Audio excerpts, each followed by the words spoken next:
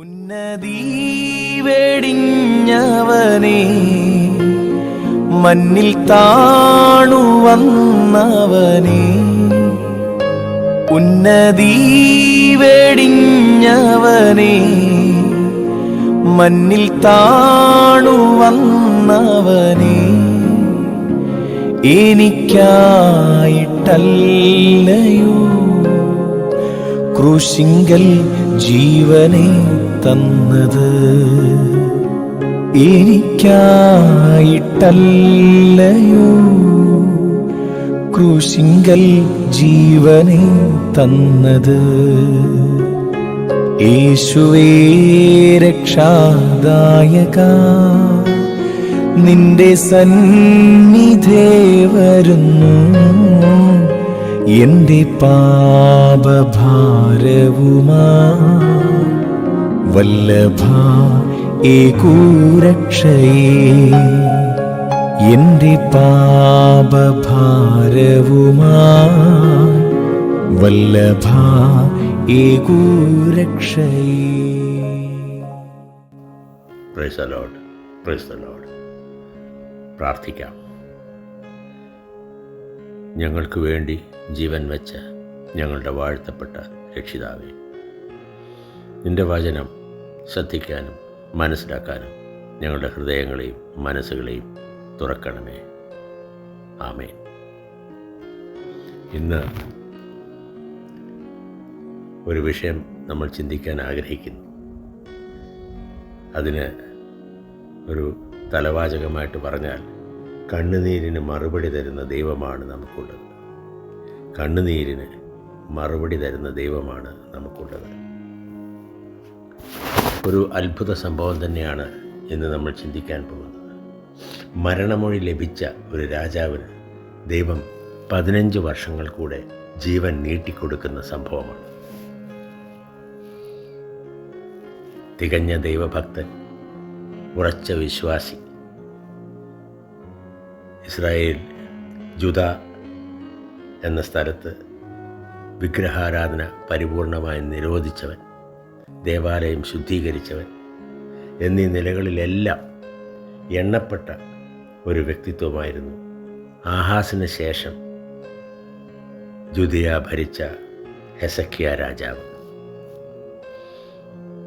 BC 715 മുതൽ southern kingdom എന്ന് വിളിക്കുന്ന ജൂദായിലെ രാജാവായിരുന്നു ഹെസക്കിയാവ്. യെരുശലേം തലസ്ഥാനമാക്കിയാണ് അദ്ദേഹം ഭരണം നടത്തിയത്. എന്നാൽ പിന്നീട് അദ്ദേഹം അതിദയനീയമായി രോഗബാധിതനായി കിടക്കുന്ന സാഹചര്യമുണ്ടാകുന്നു. കിടപ്പിലായിപ്പോയി. മരണം ഏതാണ്ട് ഉറപ്പായ ഒരു സമയത്ത്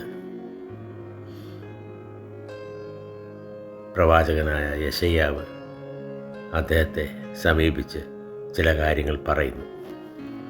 2 രാജാക്കന്മാർ 20-ാം അധ്യായം 1-ാം വാക്യത്തിൽ അത് കാണാൻ സാധിക്കും. അതിങ്ങനെ വായിക്കാം. ആ കാലത്ത് ഹെസക്കിയ രാജാവിന് മരിക്കത്തക്ക രോഗം പിടിച്ചു. ആമോസിൻ്റെ മകനായ യെശയ്യാ പ്രവാചകൻ അവൻ്റെ അടുക്കൽ വന്ന് അവനോട്, നിന്റെ ഗൃഹകാര്യം ക്രമത്തിലാക്കുക, നീ മരിച്ചു പോകും, ശേഷിക്കയില്ല എന്ന് യഹോവ അരുളി ചെയ്യുന്നു എന്ന് പറഞ്ഞു. യെശയ്യാ പ്രവാചകൻ പറഞ്ഞത് യഹോവയുടെ വചനം തന്നെയായിരുന്നു. കുടുംബകാര്യങ്ങൾ എല്ലാം ഓർഡറിലാക്കുക, മരണമാസന്നമായി എന്നാണ് രാജാവിനോട് യെശയ്യാ പ്രവാചകൻ പറഞ്ഞത്. ഒരുപക്ഷെ നമ്മളെ സംബന്ധിച്ചും ഇത് അനുവർത്ഥമാണ്. പല ആളുകളും സ്വന്തം കുടുംബകാര്യങ്ങൾ വേണ്ട വിധത്തിൽ ക്രമീകരിക്കാതെ പോകുന്നതിനാൽ മരണത്തിന് ശേഷം മക്കൾ തമ്മിലും ബന്ധുക്കൾ തമ്മിലും പലതരത്തിലുള്ള നീരസങ്ങളും പ്രശ്നങ്ങളും ഉണ്ടാകുന്നത് കാണാറുണ്ട്. മരണത്തിന് മുമ്പ് അഥവാ പ്രായമായി രോഗിയാകുന്ന കാലത്തിന് മുമ്പ് പറയാനുള്ളതൊക്കെ എല്ലാവരോടും പറയുകയും ചെയ്യാനുള്ളതെല്ലാം ചെയ്യുകയും കുടുംബകാര്യങ്ങളും ബന്ധങ്ങളും അവകാശങ്ങളും എല്ലാം വ്യക്തമായി ക്രമീകരിക്കുകയും ചെയ്യേണ്ടത് ഒരു വിശ്വാസിയുടെ കടമ തന്നെയാണ്. ഇവിടെ രാജാവിനോട് പറഞ്ഞത്, വിടവാങ്ങാൻ തയ്യാറായിക്കൊള്ളുക എന്നാണ്. രാജാവ് വളരെ വളരെ ദുഃഖിതനായി, ക്ഷീണിതനായി. രാജാവ് എന്നാൽ ദൈവത്തോട് ഒരു കാര്യം ഉണർത്തിക്കുന്നത് കാണാം. 2 രാജാക്കന്മാർ 20-ാം അധ്യായം 3-ാം വാക്യത്തിലാണത്. അയ്യോ യഹോവേ, ഞാൻ വിശ്വസ്തയോടും ഏകാഗ്ര ഹൃദയത്തോടും തിരുമുമ്പിൽ നടന്ന് നിനക്ക് പ്രസാദമായുള്ളത് ചെയ്തിരിക്കുന്നു എന്നോർക്കണമേ എന്ന് പറഞ്ഞ് ഹിസ്കിയാവ് ഏറ്റവും കരഞ്ഞു. ഇസ്രായേൽ ആ കാലങ്ങളിൽ വിഗ്രഹാരാധന അങ്ങേയറ്റം നിലനിന്നിരുന്ന ഒരു കാലമാണ്. ഹിസ്കിയ രാജാവ് അതിനെതിരായിട്ട് പ്രവർത്തിക്കുകയും അത് നിർത്തലാക്കാൻ കഠിനമായി ശ്രമിക്കുകയും ചെയ്ത ഒരാളാണ്. യെരുശലേം ദേവാലയത്തെ പരിപൂർണമായി ശുദ്ധീകരിച്ച് അതിൻ്റെ പരിശുദ്ധി കാത്തു സൂക്ഷിച്ച രാജാവാണ്. ഇത് ഈ രീതിയിൽ ദൈവത്തോട് കരഞ്ഞ് കണ്ണുനീരോടുകൂടി അപേക്ഷിച്ച ആ സന്ദർഭത്തിൽ അവിടെ ഒരു അത്ഭുത സംഭവം നടന്നു. മരിക്കാറായി നിൻ്റെ കുടുംബകാര്യങ്ങൾ ക്രമത്തിലാക്കിക്കൊള്ളുക എന്ന് പറഞ്ഞിട്ട് യെശയ്യാ പ്രവാചകൻ ആ രാജ കൊട്ടാരത്തിൽ നിന്ന് മടങ്ങി പുറത്തേക്ക് നടക്കുകയാണ്. ആ സമയത്ത് എന്നാൽ ഉടനെ ഹെസക്കിയാവിൻ്റെ അടുത്തേക്ക് മടങ്ങിച്ചെല്ലാൻ ദൈവം യെശയ്യാവിനോട് കൽപ്പിക്കുന്നു.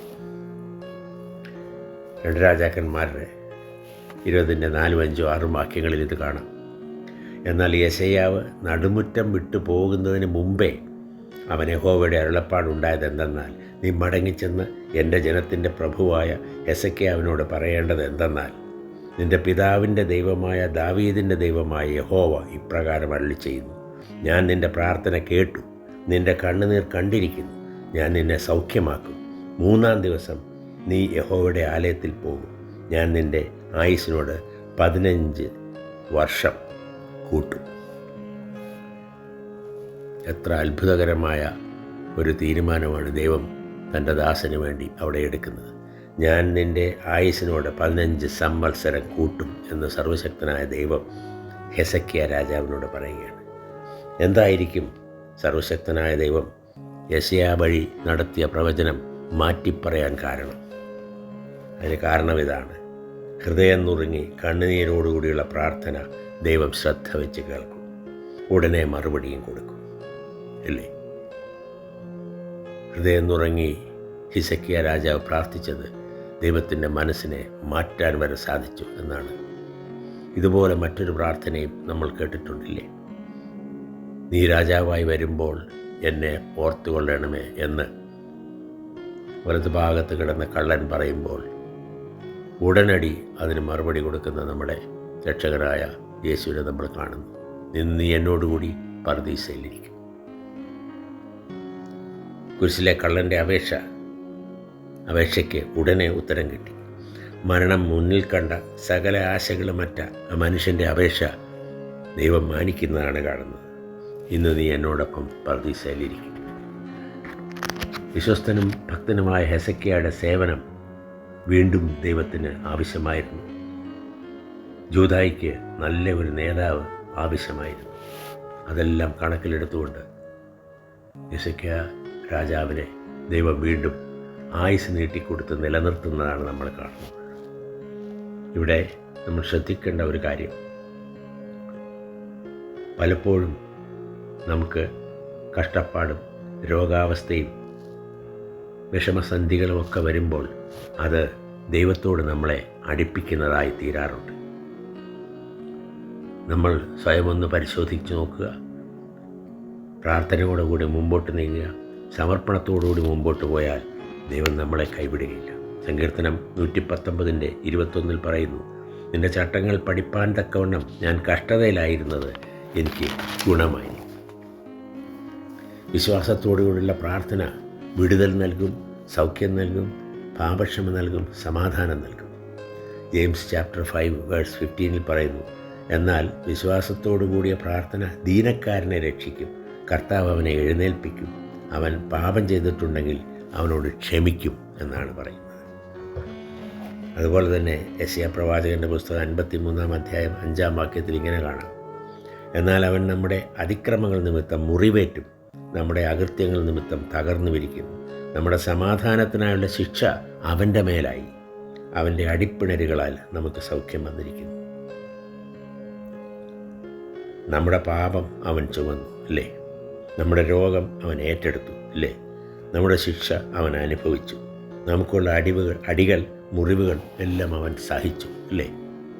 ഇന്ന് വിശ്വാസത്തിൽ ഉറച്ച് നാം എന്ത് ചോദിച്ചാലും കരുണാമയനായ കർത്താവ് നിരസിക്കുകയില്ല.